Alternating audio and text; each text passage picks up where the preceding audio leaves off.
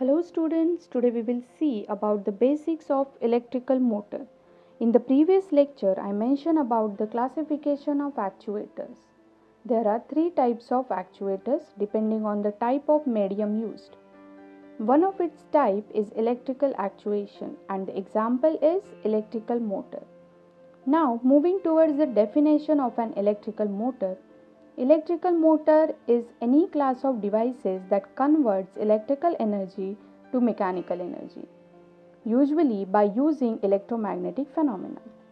Now, I will give just a brief information about the basic working principle of any electrical motor.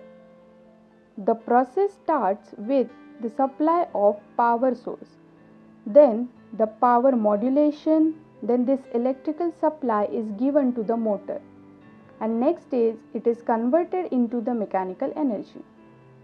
And if there is sensing unit available, it will give feedback to the control unit. According to the feedback, the supply of power source will be controlled, or else directly the input command will be given to the control unit. Next, we will see the classification of an electrical motor. Widely, it is classified into three types, that is DC motor, AC motor and universal motor.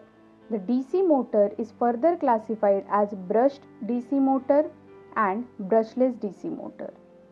And AC motor is classified as induction motor and synchronous motor.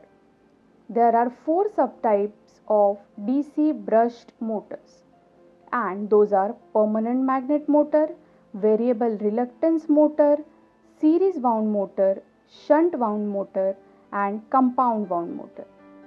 Brushless DC motors are classified as permanent magnet motor and variable reluctance motor.